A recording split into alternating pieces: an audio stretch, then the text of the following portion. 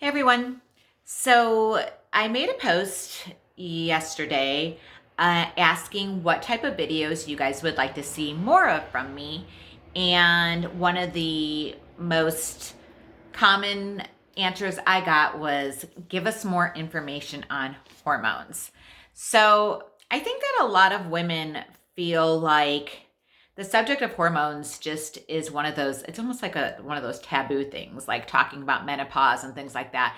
And we just don't kind of understand that much what is going on with our bodies at this time of life. And so I think there's just a lot of questions out there. So what I decided to do was to do like a 5-part video series. So each week I'm going to talk about a different hormone. There's way more than 5 hormones, but I'm going to talk about 5 important hormones, especially ones that we deal with a lot during menopause or perimenopause, or really any time during our age as a woman.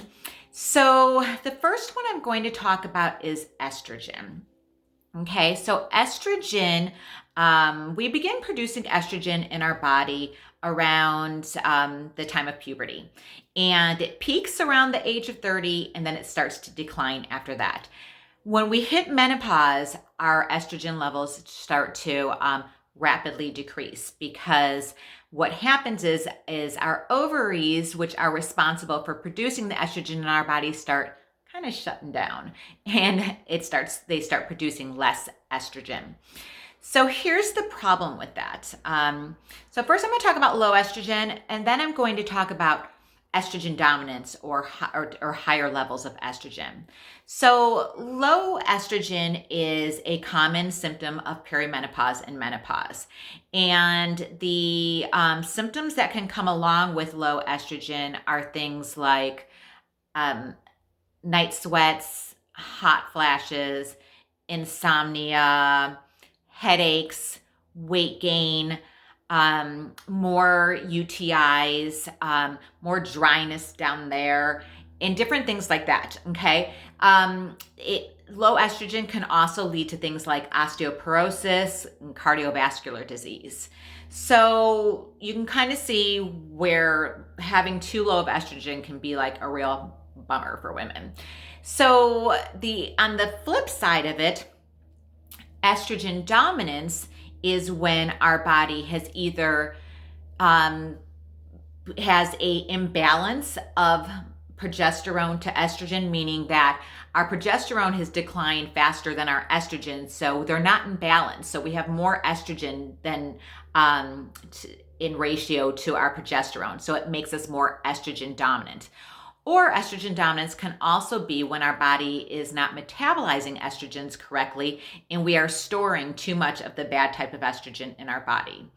So estrogen dominance is also a problem because it can cause a lot of the same issues as low estrogen can. So it can cause night sweats and mood swings and insomnia and different things like that. But it can also cause a lot of PMS, just painful periods. It can cause migraines. Can also cause things like fibroids, cysts, and different endometriosis and different issues like that.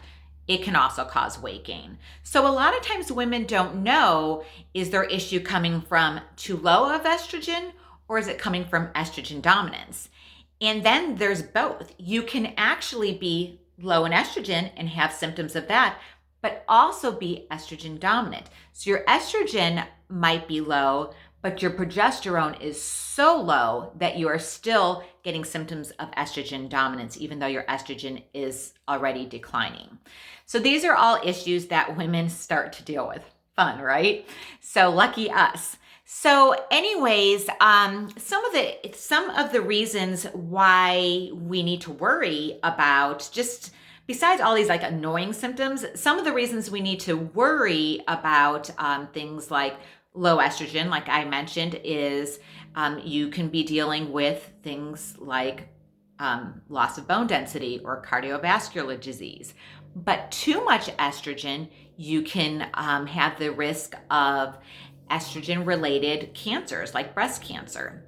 So you can see why you kind of need to make sure that your estrogen levels are in balance and where they need to be. So how do you do that? Well, first of all, you kind of got to know where you're at and what you're dealing with. And that's kind of one of the first things, when I start to work with clients on their hormones is we look at symptoms and what's going on, so we can kind of get a little bit of a feeling of, are you estrogen dominant? Are you low estrogen? Are you low progesterone? Do you maybe have estrogen dominance? If I can't figure it out from your symptoms, then labs can really tell me. And I'll tell you that one thing I rarely ever see is a doctor tell their client or tell their patient that they are estrogen dominant. In fact, a lot of doctors, I had to tell my own OB that I was estrogen dominant, and I knew that that's why I was having some of my issues. And but there's a simple way from labs that you can kind of look at to figure out your progesterone to your estrogen ratio to see if they're in balance. So once you've kind of got an idea of what you're working with, then there are some things that you can do to help either increase your estrogen levels or decrease your estrogen, your bad estrogens that you need to get out of your body. So there's one other reason I didn't mention yet that women can become estrogen dominant, and that is because of a gene in their body. It's the Mthfr gene, or I like to call it the Mthfr gene, because it can really mess up your body. And a large percentage of the population actually have this gene. It's usually it comes from one of your parents, and what it causes is an inability of your body to be able to detoxify properly. So when that happens, you are not getting rid of all the bad estrogens that you need to be able to metabolize and get rid of. You start to get an excess of estrogens. This is dangerous. This can lead to breast cancer or other estrogen related cancers. So you need to make sure that if you have that gene, that you are doing what you need to do to detoxify the body. So these are all steps that I kind of take with my clients, making sure that we're detoxifying, that we're getting all those extra estrogens out, making sure that you're taking care of your liver, okay? Your estrogen is processed through your liver. Your liver takes care of detoxifying things from your body. If your liver is not working properly, you will have issues detoxifying. So that's a really important step I take with working with my clients, making sure that we're working on improving your liver health, making sure that you are not eating foods that can, or you're really limiting things that can make you more estrogen dominant, things like alcohol, too much coffee, too much processed food, too much sugars, making sure that you're eating organic and you're not getting too much pesticides or other toxins in your body that will weaken your liver and cause you to carry more estrogen, okay? So those are a few things. If you're very low in estrogen, then making sure that you are doing things that help to improve your estrogen levels. One, making sure that your progesterone is in balance with it.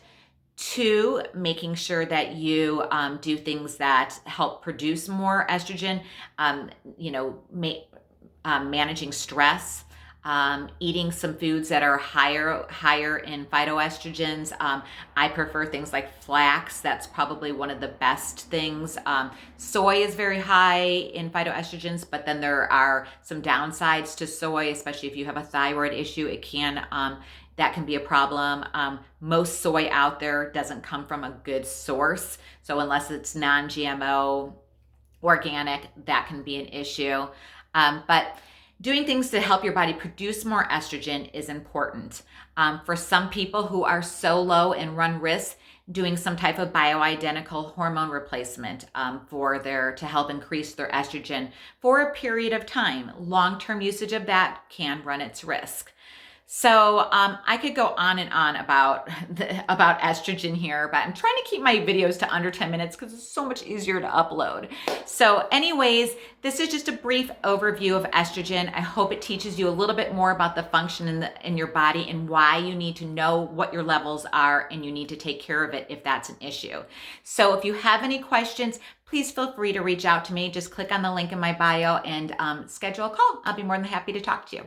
I hope you guys have a great day.